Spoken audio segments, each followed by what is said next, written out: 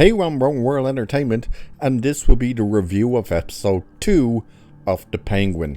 This episode focuses a little more on Sofia, Falcone, rather than the Penguin himself. Now, he is in it throughout the whole episode. It's just you're seeing a lot more of her in this episode. And yeah, the character is batshit crazy, and we can see it even coming more to the front. We are told a few different things. We're introduced to a few new characters as well this episode. We do find out that she was in Arkham for murder. She murdered at least what is known to be up to 7 women. And the reason she got released is because of the floods. So when the floods happened in The Batman, it prompted them to do a semi-mass release of Arkham. Now, it's interesting because there is a moment in the episode where she's in a car and the radio is playing and you're hearing information. This is how you find out that she was released and where she was killed, or she was killing women. But they announced on the radio that they said, since the floods, crime in the city has risen by a massive percent, which was 44%. So there was no mention of Batman in this episode. Nothing like that. So they weren't kind of saying, oh, crime has gone up, where's the Batman, or anything like that. They just said since the wall came down and the city got flooded, that crime has gone up. And the episode opens with her kind of having a dream, and you realize it's not a dream because she wakes up, she's actually in a therapy session. She must be under hypnosis. And you start noticing in this episode, she's got lines, like scratches just on the lower half of her neck. And you're wondering, where does that come from? And we do find out later that she's doing it herself. She doesn't realize she's doing it, but she's doing it in her sleep. She kind of wakes up in a panic and realizes that she's been scratching at her neck. You also find out that she's terrified of something and she's sleeping in the closet. Yeah, so when she wakes up and she notices that she's got cuts, she's like, no, not again, kind of thing, and walks out and into her bedroom, and you realize, oh, she's sleeping in the closet. Whether it's because it's the confined space that she got used to in Arkham, you don't know. Probably has something to do with it. But she's constantly on the verge of just snapping altogether. And this episode has the funeral for the brother.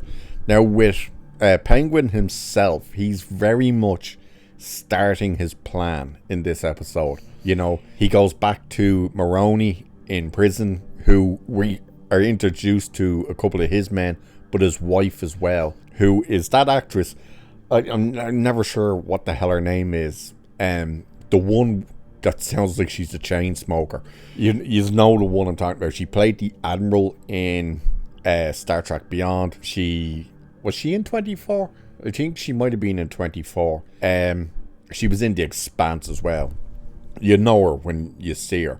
She's Maroni's wife, so we're introduced to her. I don't think we were told her name in this episode, but we are told that she is the wife. But when he meets him in prison, they're kind of saying, you know, oh, you've given us nothing, blah, blah, blah, and what's to stop us from just telling the Falcone family that you killed Alberto and all the rest? And Oswald is able to just instantly fire back on, well, you're sitting here wearing the ring, parading it around already, you know. So it's kind of, yeah, it's clear you given the order to kill him, seeing as you're like flaunting the ring. So Maroni kind of agrees to doing the heist of the drugs that are going to get moved with the Falcone shutting down their operation. So Penguin's idea is, okay, there'll be a car in the front, then there'll be the van with the goods in it, and then there'll be a third car. And he says, I'll be in the third car, so don't touch that one, but take out the first car and then the shipment. And, you know, it should be in, out, no problem.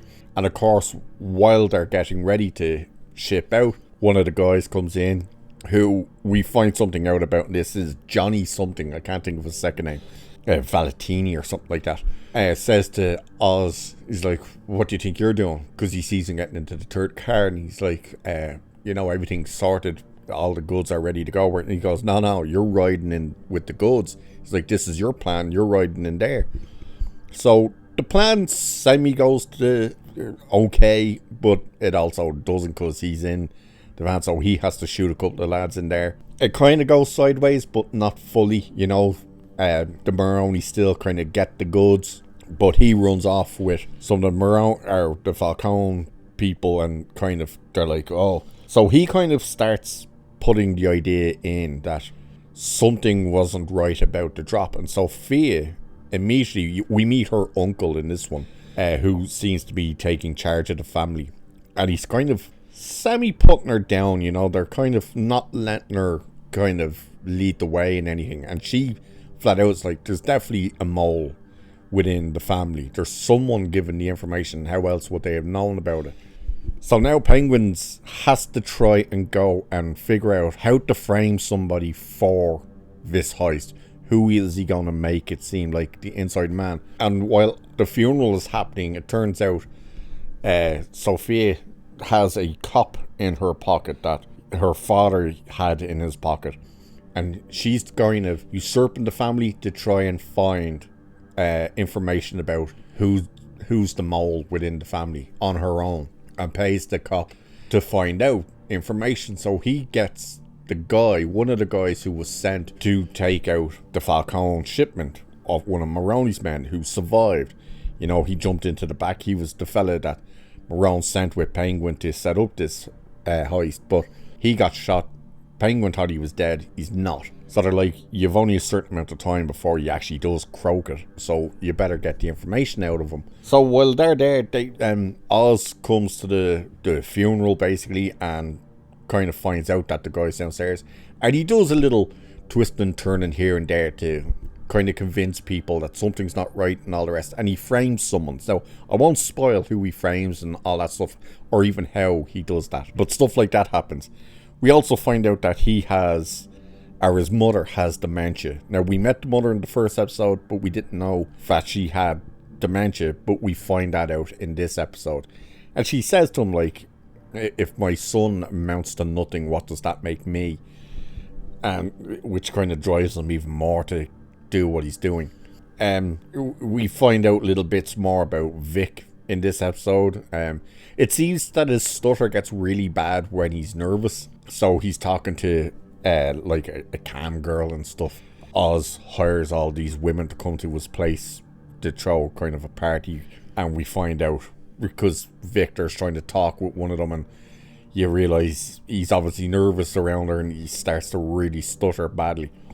We also find out how really nervous even the family are of Sofia, because at the funeral everyone's kind of looking at her and keeping their distance, and she just starts eating like a savage, and which makes them look at her weirder.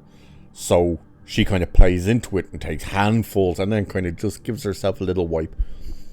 But she meets what you think is a friend. It turns out it's her cousin, who comes up and is talking to her and going like, oh, it's great to see you, you know, you're dressed, you've always known how to dress well and stuff. And do you remember those trips we used to take to Italy and stuff? And she says, you know, I still go to Italy, and we should organise a girls' trip.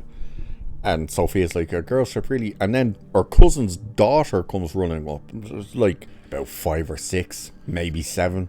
And when Sofia starts talking to the kid, all of a sudden the mother, her cousin, pulls the kid in closer, and kind of Sofia realizes, oh, she doesn't even want me talking to the kid, you know, she's terrified of me talking to the kid. And she kind of gives her a little ultimatum like, oh yeah, you know, a young girl in the family, you better protect her, because who knows what could happen, you know, dropping those little hints. And it ends on the kind of the plan that Oswald is going for, even though it's not being executed properly, it's still working, and it ends with you seeing how it's starting to really work and take hold. Overall, this episode, it's another very solid episode. More violent as well, a lot of language again, and yeah, you're starting to see how he plays people. and how many risks he actually has to take, and how strange he has to try and make things around certain people like Sofia, because Sofia is just, she is nuts, and we can see that she's nuts. And there seems to be those little moments where he's kind of trying to give her that little push to go over the edge, and it's sort of starting to play into the fact that she is going over the edge, and the relationship she has with the men and the family and stuff seem to be really playing into that as well. So it's interesting to see where it goes. Again, no mention of Batman. I do think they will have to mention him somewhere in the show, like proper, not like on a radar or something. Like they actually have a conversation or say something about, we have to be careful now with this or that, and something with that guy out there. And I still think we need, and now I think there was only 1 or 2 shots of nighttime in this episode. The rest of it was during the day and stuff. But I still think we should see the bat signal somewhere in it. We may, but at the moment they're not really playing into any of that. So we'll see what happens moving forward. But again, another very good episode, very strong. Hopefully this show keeps doing what it's doing, because it's pretty damn good at the moment. So we'll find out. And with that, I will leave it there for this one. So cheers, and I will catch you in the next one.